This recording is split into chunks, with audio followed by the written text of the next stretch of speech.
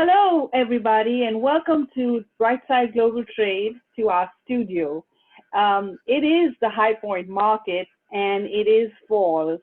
High Point Market this year is going to be completely different from any other time that we've been to it.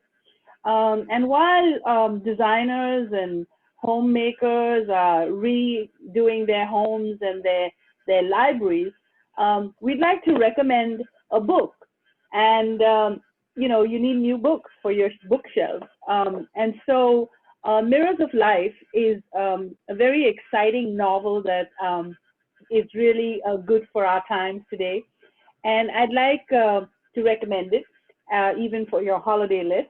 And I'm here with the author, Neal Owens, and very excited to talk to him about the book, and with the anchor host, Elton Brewington. Hi, greetings. And so we begin this interview with, and then of course it'll be on brightsideglobaltrade.org, but we'll begin it with a book reading from the author. And Neal, if you'd like to read something, and then we'll bring you in and introduce you to our audience. All eyes were locked on Derek as he stared into his mother's Sampuku eyes. The only sound was from the television, seemingly unheard. 6 seconds passed, and he reluctantly said, "Welcome to the team." Yvonne tilted her head to the side with a smile in her eyes. "Thank you. Now, what is my role?" "Role?" Derek leaned forward, both palms cupped on his knees. "Ma, what role do you want?" "Human resources and community liaison." He leaned back with his hands locked at the back of his head. "She knows I oversee human resources. She's taking a load off my plate. But community liaison will put her on the front line. She will become a target, and she knows it." Derek shifted his eyes to the others at the table. Juna had worry written on her face. Charlene and Amari had blank expressions. Xavier and Gladys appeared poised. He leaned forward, his hands clasped between his knees.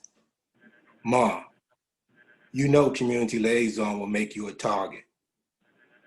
She stared with protective eyes as the others were locked in silence. 2 seconds that seemed like 5 passed before she said, "I know. I told you that they will have to kill me to kill you." And we'll stop right there. That was powerful words. Mm-hmm. Really powerful. What are Sampuku eyes? I saw that. I've never heard that term before. Sampuku eyes. What is it? Color eyes, or what is that? No, it's not. It's not colored eyes, but it's eyes that magnetize. I mean, they very captivating. That's an Indian term, I think. Sampuku. Yeah. Yeah. Okay. Very good. Very good. Okay. So Neal, tell us a little bit about yourself. And I know this is part 2, but there's a part 1. So let's tell us everything. Let's explore. Yeah. Okay. Born and reared in Washington, D.C., and I wrote my first story in the 5th grade, but I didn't consider writing a profession when I pondered Where'd you go to school? Excuse me? Where'd you go to school? I went to, my elementary school was Barnard, and junior high was McFarland, and my high school was Roosevelt. Okay, I know Roosevelt. Yeah. Northwest area. Yeah, and I decided, to go into youth development. I was working with the Metropolitan Police Boys and Girls Clubs, and I was spent 33 years working with at-risk youth and families. And then I decided to pursue a dream that I had, and that was to write novels. And I resigned as director of operations and pursued the dream. And it took 5 years. It was a 5-year process to complete my first book, Mirrors of Life. And I released that book in 2019, so August of last year. And it has won 3 awards. It won the bronze medal from Reader's Favorite, very prestigious group. It won the Silver Book Award from Literary Titan, and was an award-winning finalist for the 2020 International Book Awards. It's very congratulations. Yeah, thank you. congratulations. I was very excited about that and very proud of that, you know, because it's my first endeavor.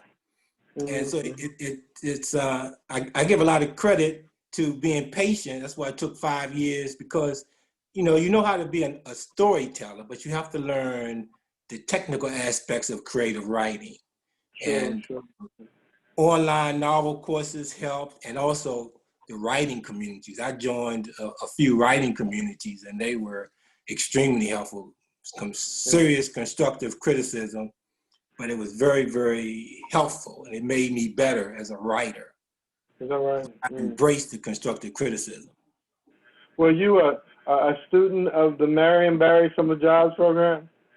I wasn't a student, but I was it was a little bit before my time is big, but I was a part of that. Yeah. Okay, I see. And that was the stay in school program. It was very beneficial because I worked at EW.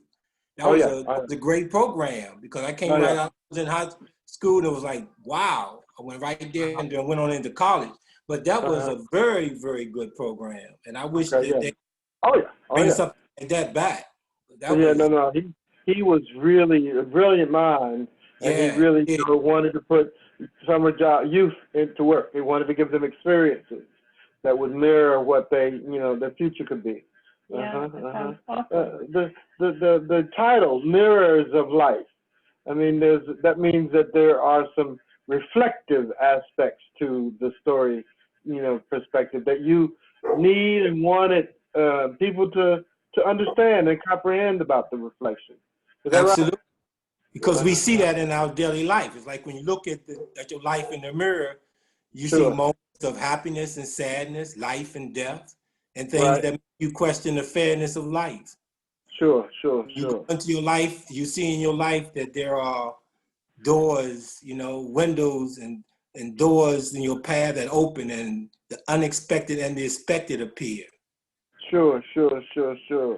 So, I mean, I assume that there are some contemplations as well as some just live with it conditions. And so, in your writing, again, what is the impetus for the reader? What do you want the reader to receive in terms of your writings? And what is the quandary or the question that, each reader prospectively will have to ask and answer? Well, you go into you meet yourself in life as what are the issues in life, and facing those issues and finding solutions to solving some of the problems that occur from those issues. Also understanding yourself, understanding relationships, understanding the process of life, and connecting the spirituality, the things many call coincidence, imagination, and dreams. And you find that all those apply right into reality. Okay. Okay. Wow. Very good. Yeah. And in terms of reading the book, I will encounter. I mean, I know you've done that through. I don't know. I'm not putting anything in your description or perception, but I am trying to come to understand, because you're right. People in their lives will face conditions, circumstances, good and bad, that will add to and take away. And in your writing, you presumptively expect, that the reader will come, will see the reflections, and will mirror those in the reading and re-experience their choices, I guess. Yeah, and not only they will see themselves, they will see others, and they will bring. It's like they will bring that imagination Uh-huh. to the point of feeling real. Okay. And that's the big piece of my writing, is to make the imagination feel real. Oh, that's very interesting. That's interesting. Okay, very good. Now, the plot, I'm assuming, is the fight for political power, which is exactly what we're going through right now in the middle of a pandemic. And I think that it's controversial and it's going to shock people, but it's going to shake you up a bit. It shook me up. And it's going to make you want to look in the mirror and see all these things going on in the world. So tell us a little bit about what made you have a plot like this one, the fight for political power. Yeah. Well, it picks right up from part one. It picks right up from part one, but you don't see this part coming when you read part one. You don't really see this part coming. What happens is that he learns, Derek, who is the young venture capitalist, learns that he needs political strength to be able to ensure the sustainability of his corporation. He has a conglomerate, which is a civic-minded conglomerate, but he needs political strength to be able to sustain it.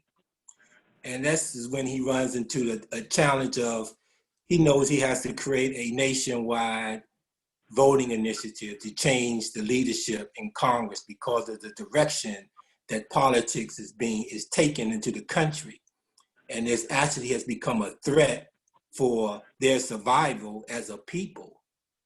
And they see America falling into the hands of a Nazi Germany.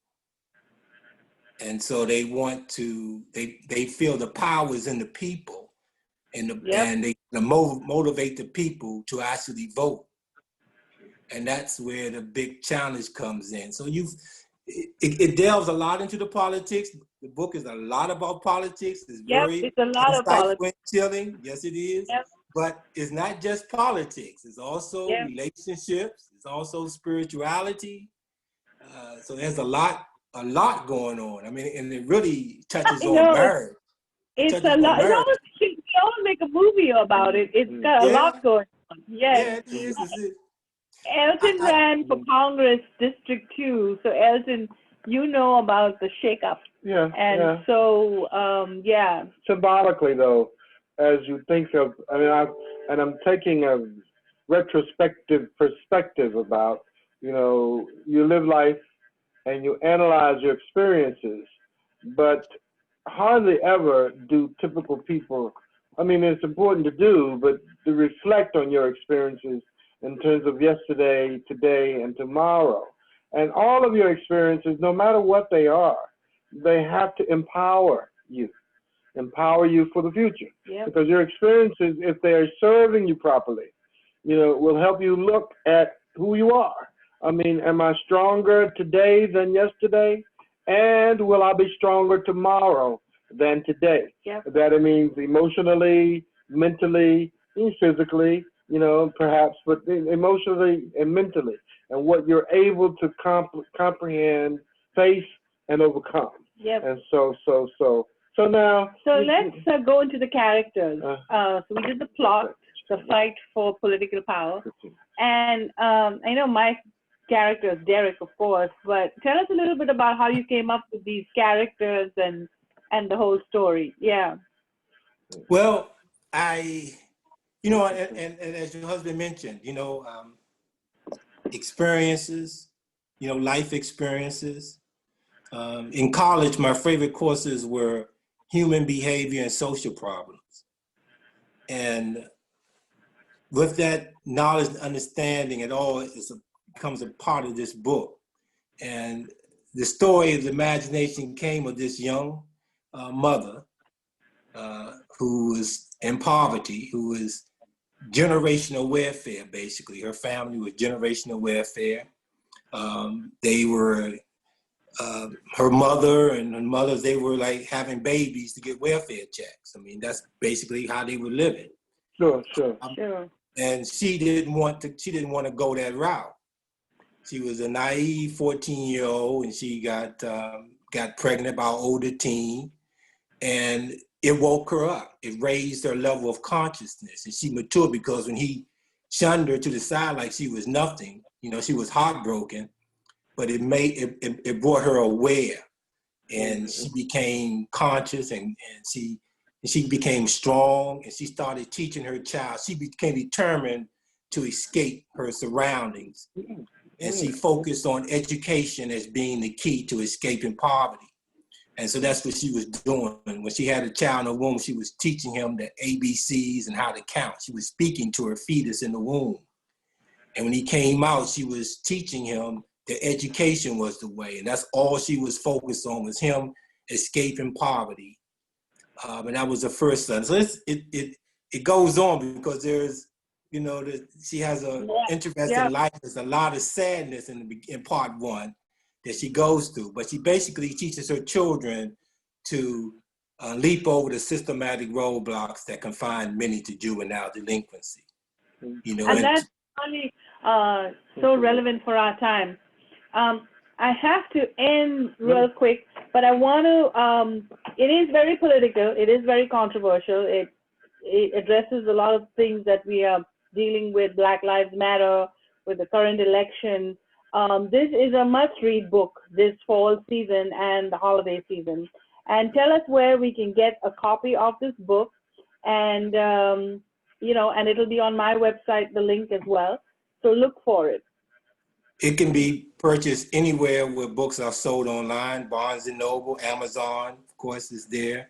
You can also walk into your store and ask for it. They're ordered. They can get the bookstore. If they don't have it in stock, they will order it. They can order it. It's available. That's awesome. Okay, That's great. awesome.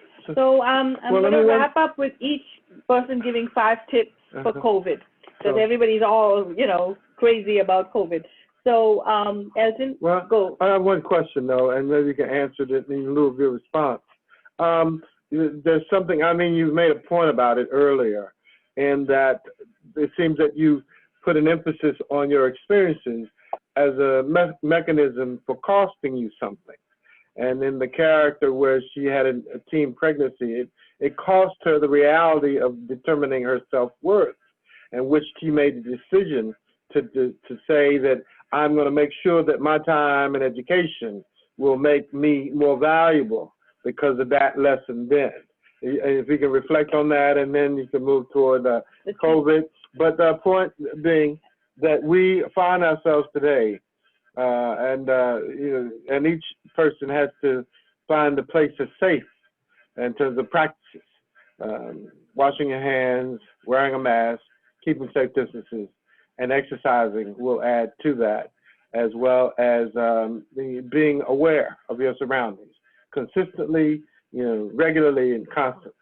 So, you know, that's what I have to say to that. But, you know, I mean, that's great. I mean, I didn't want to confuse you, but just leave us with your perspectives of what you want people to feel, understand, and experience with their reading. And one more thing I forgot to add was that I love the end, because it's a win, right? It's a winning election, and it's defeating the regime, and it's a win. So the way you've ended the novel is really exciting, because you've won for the community. And I think that is the gift that a writer can give, is imagination and the winning part. And it's really a solution to the problem. So so I like that end as well. So yeah, so give us some tips of how do you think people should cope. Read the book. And the questions. You know, you've got all this time in your hands. And the questions. And the questions, yeah. You know, you look at it as being aware of the surroundings around you and the seriousness of it, and how these things.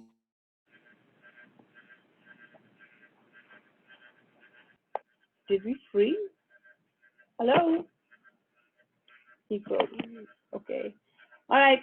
We are having technical difficulties.